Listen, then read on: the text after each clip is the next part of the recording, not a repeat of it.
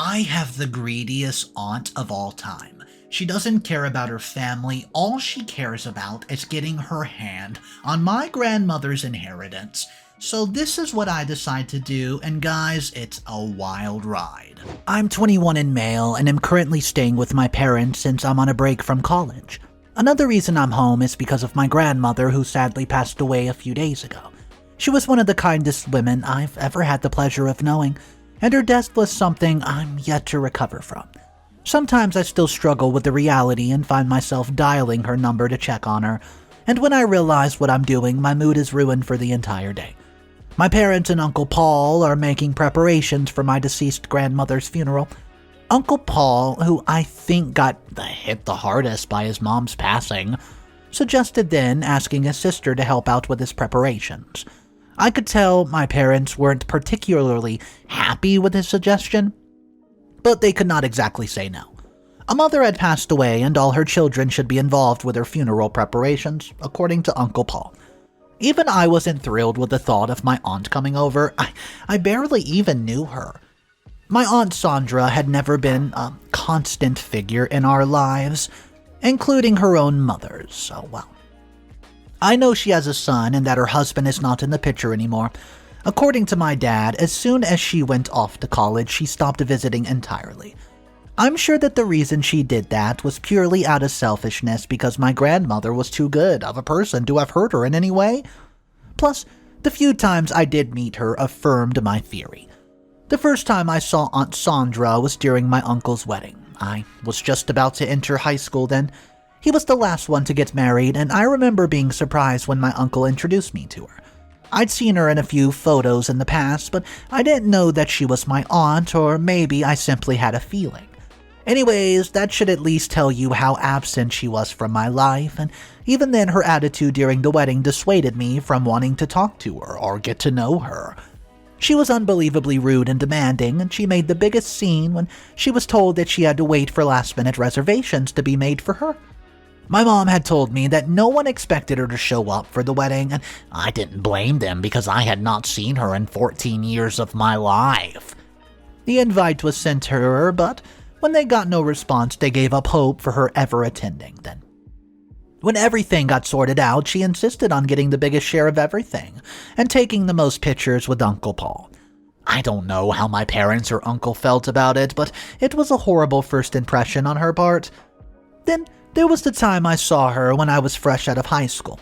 Grandma invited us all to the vacation house Grandpa built, and she and Grandpa used to go there at least twice a year, and according to what Grandma and my parents told me. But when Grandpa died, I was too young to remember that, she frequently visited the vacation house alone. Grandma was so happy when I got accepted into college, and she was inviting everyone over for a week of relaxing during the holidays. I saw my aunt again, and my week was not as great as I hoped it would be because she was around. Aunt Sandra would complain whenever Grandma gave me some money to treat myself, and when Grandma tried to explain that it was because of my achievements in school, Aunt Sandra did not care to listen. I don't want to say much more about this, but I hope you get the gist of it. My aunt was never around, and whenever she did come around, something went wrong. I'd have preferred it if she did not show up at all. She was not even around her own mother until when the doctor announced that Grandma was critically ill. She never once visited Grandma while she was ill, not once. And I know this because, well, my parents, myself, and Uncle Paul all took turns checking on Grandma every single week. We assisted with the house, just to do chores, cheer her up, and went on whatever errand she needed to be done. To our greatest surprise, the nurse who stayed with Grandma during the week told us that Aunt Sandra had started to visit regularly. At first, it was quite hard to believe, but we thought that my aunt had turned over a new leaf and decided to be a loving daughter and sibling. She didn't help out like we did, but it was better than nothing, right? Until the day Grandma passed officially. We did not even get an excuse from her to not come over to be with the family, and I knew that her aunt was not visiting out of love for her mom. She was in the States, so I didn't get it. Was that how ungrateful she was after everything my grandmother had done for her? Or Was she that heartless that the death of her own mom did not move her in the slightest? I just also could not figure out why Aunt had started to visit just when Grandma's condition got worse. Perhaps it was a coincidence, or was it Grandma who asked her to come before she passed? That was more logical, but I could not be too sure. This morning, my Aunt Sandra surprised us all with a request that she made. She visited just before breakfast, saying she wanted us to read my late grandmother's will only a few days after her death. For some people, this may be normal, but my aunt was practically absent from all of our lives. Besides, her mother had not even properly buried yet, and yet the first thing Aunt Sandra decided to ask for was the will to be read. My dad immediately said no, and both my mom and I agreed with him. It was ridiculous, and I personally thought it was highly disrespectful. My parents assured her that the will would be read in front of everyone, but that a lawyer would be present along with a complete documentation. Aunt Sandra started out by trying to cajole us into discarding our plan, but when that did not work, she started to accuse us of wanting everything to ourselves. She left angrily, saying that she would make sure the will was read no matter what. Later that evening, my parents and my uncle had a discussion. I don't know the details of the meeting, but my mom did calm me down. I was then talked into going through Grandma's records, the bank statements, to make sure nothing was amiss. I was confused, but Dad and Uncle said that they wanted to make sure nothing was wrong before the will was read. They also wanted everything to be done in absolute secrecy, which is probably why a professional wasn't hired. I'm studying to be an auditor, so it wasn't anything challenging for me. But I wonder what my family members are thinking exactly. More importantly, why does my aunt want the will to be read immediately? Guys, let me know what you think. Update number 1. Hello everyone, I hope you are doing great, and I have an update for you. Also, thanks for your comments, most of them are supportive and comforting. So it took some time to go through everything in my grandma's bank statements, but when I was through, I discovered something surprising. Aunt Sandra has been the recipient of some substantial amounts of money during the past few months that she has visited grandmother. I had to go over everything twice, especially when I began to notice the money was being taken out of Grandma's account. I sprung into action immediately, digging and asking for details of the transactions, and Aunt Sandra had used checks in the beginning and then continued with transfers.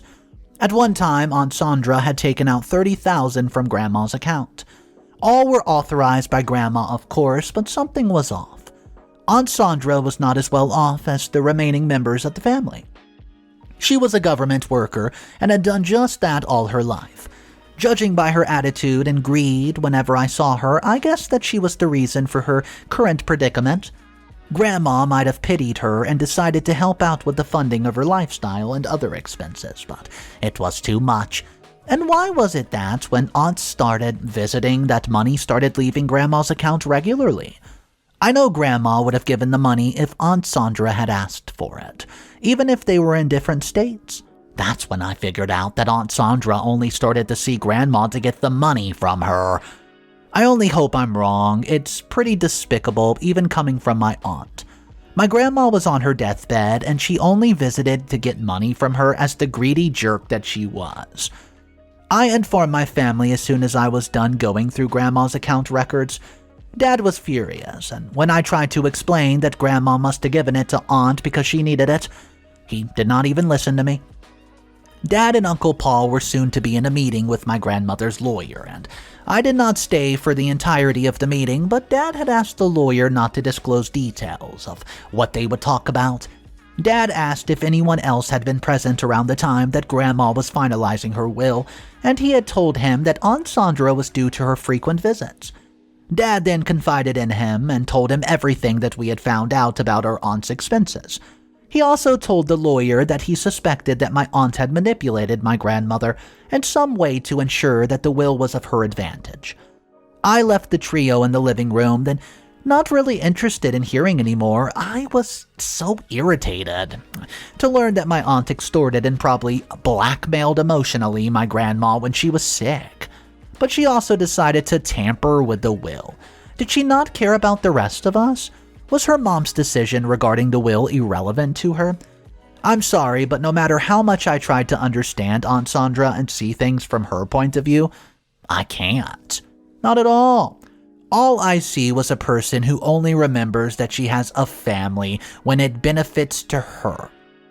And I'm quite ashamed, honestly, that someone like that is my aunt. I wonder what Dad will do about it. Uncle Paul might be lenient with my aunt's behavior, but I'm sure my dad will take action very soon. Updates. Number 2. Dad had called Aunt Sandra multiple times after the meeting with the lawyer, and she managed to take the call the next morning. And Dad asked her to come over because he needed to discuss something important with my aunt. Aunt Sandra has said that she would be there in the evening, and when Uncle Paul asked Dad why he had called, Dad told him he wanted to know exactly why Aunt Sandra had done what she did. To Dad, nothing could justify Aunt's actions, and the events of the evening aren't something I'll easily forget. As soon as Aunt arrived, she asked if everyone was ready to have the will read out. She said that she could have it brought to the house within an hour, and my dad shunned her immediately, asking why she had been withdrawing huge amounts of money from Grandma's account. At first she was silent, and then proceeded to deny that she's done that. When Dad yelled in her face, she told him she needed the money urgently. Dad then asked what she needed it for and why she could not have asked anyone else. Aunt told him that she did not have to disclose the details of her personal expenses to him, then asked again if the will was going to be read soon or not. At that moment, I decided within myself not to ever regard her as a family member again. She was the most selfish person I've ever met, and it was so baffling that I could not even say anything. I'm all for battling injustices, but at that moment, Aunt Sandra left me speechless. Even Dad could not say anything for a while, and Mom just shook her head in disappointment, asking why she was so interested in the will being read. Aunt had retorted by saying that there's no point in postponing the reading, and when Mom mentioned the funeral plans, Aunt waved it away like it was simply a nuisance. Both my uncle and I got up at the moment. I knew I'd say something to my aunt because she was being unreasonable, but Uncle Paul's words to his sister were, he was usually the super calm out of all of us and the most thoughtful as well. So when he began to yell at his elder sister and criticize her attitude during a period when we were to be mourning, she got mad at us. Well, asking what we found so wrong of her actions, and I decided to play good cop, bad cop, telling her that all her actions were very inconsiderate, but, well, she insulted me, and for the first time I yelled at my aunt. I regretted a little because I hate disrespect of any sort, but she had it coming. But something that happened that evening was going to be on my mind for days. During the argument between my uncle and aunt and me, well, my dad asked Aunt Sandra if she had tampered with the will in any way.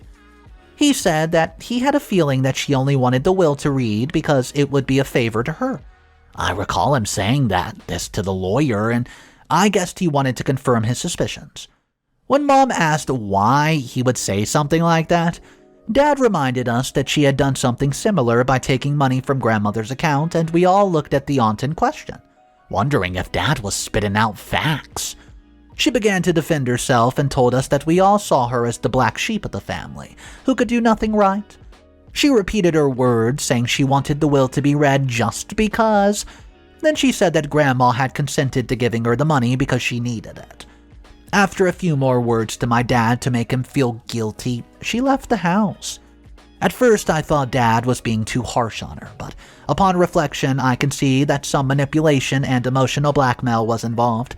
She never told us what she used the money to do. Instead, she made herself a victim when she told us that we'd turn her into a black sheep of the family. I have to give it to her a bit. Aunt Sandra turned out to be worse than I expected, especially when she started with her threats. The first time she barged into the house on the weekend demanding that the will would be read, and once Paul was absent at the time, and Mom asked her to calm down, I was mostly indifferent because I could not care less about that drama queen. And Dad was simply staring at his sister. Though I could tell he was slowly losing his temper, Aunt Sandra then threatened to wreak havoc on the family because we had all conspired against her and planned to keep everything Grandma left in the will to ourselves. After a few extra shouts and empty threats, I asked her why she would think that, stating that we were nothing like her. I also mentioned the fact that Grandma leaving nothing for her in the will meant that she did not see her as a relative who deserved to be left anything. My dad reminded Aunt Sandra of her absence in the lives of everyone and then advised her to change her ways instead. Aunt Sandra said that we were simply making excuses to keep everything and promised that she was going to get the money left for her in the will. She left the house immediately after, and I thought that after a few more calls and visits, that would just be the end of it. That was until I met her son, Christopher, a few days ago. That I'd gone to visit a friend, and I'm not sure if I was followed or what, but when I saw him sneering at me on the streets, I recognized him. I'd seen him during Uncle Paul's wedding, and he had not changed much. I had not even known his name then, and I walked by him, not caring to discuss anything with Aunt Sandra's son. He stopped me then, asking why I was preventing his mom from taking what was rightfully belonging to her. At first it was laughable, guys, and when I sized him up, he looked no better than a jerk. I wasn't surprised that my aunt's son would look like I had decided to ignore him. And before I knew it, he came close to me and tried to choke me. Christopher promised to deal with me if I did not convince my parents to have the will read, and he strode away after. I'm no sissy or anything, and was quite tempted to give my cousin a beating, but that would have been unbecoming. My parents were shocked when they heard what happened, and after confirming that it was really Christopher, Dad proceeded to call my aunt. I heard some yelling from his room, and my mom tried to convince me to let it go, as if I did not really do that. Dad returned and told me that my aunt had threatened to do even worse things to my family, and I suggested reporting her to the police. It took some time, but my parents managed to convince me not to, promising to deal with it themselves. While I understood that they did not want me to get hurt in all this chaos, because no one knew what else my aunt and her gangster son was capable of. It was all because of a will. Even if Grandma had left everything to my aunt, I'd personally make sure that she did not get a single dollar from it. Update number 3. A few interesting things have happened, guys. I'm not even sure where to start. We found out that Uncle Paul was being threatened as well, and he did not tell us immediately because he did not want to alert us. But after his car got vandalized and his home was broken into, he spilled everything to my parents. Me getting threatened and attacked was not the end of it. My mom had gotten harassed by some jerks outside her workplace, and I'm sure it's friends of Christopher, who, when we received a call and text that promised injuries and death, and our home was almost broken into not far from the presence of a security officer during the time of my cousin's operation, we found out when we saw 2 men flee from the backyard at 10 p.m. Mom found a gun that they left, and we were able to report Christopher before Uncle Paul's visit. Everyone agreed that my aunt's behavior had gotten out of hand, and that she needed to be stopped before somebody could get hurt. Thankfully, the lawyer contacted my dad the same day, and this time I was there all the way through. So I would hear everything the lawyer had to say. Dad's suspicions were right, and my aunt was to receive about 90% of everything that was owned by my grandmother. Grandma's lawyer said that he had never seen a situation where the tester had multiple beneficiaries and left everything to one person. We were told that there's a high possibility that Grandma acted under duress, and that was frowned upon in court if proven right. He assured everyone that he was not the one who had changed the previous drafted will. Apparently my grandma had made the changes and there was a valid sense that she wrote them herself. The lawyer then made mention of the fact that both my aunt and her son being present could serve to persuade the jury into believing that Grandma did not change her will of her own accord. I won't say everything we were told, because I really can't remember much of it, but we were advised on how to act in order for the will to be considered invalid. I asked to be a witness then because I had personally gone through Grandma's recordings and was assaulted by Christopher. After a night of discussing details, we decided to take the matter to court, and my aunt refused to listen to reason. My dad contacted Aunt Sandra the next day, informing her that we were going to court to prove that the will was tampered with, and Aunt must have lost it over the phone because in 2 hours she was at the home. Asking my dad why we had to go to court, he told her that he was only informing her and that she would not even be made to go to court regardless.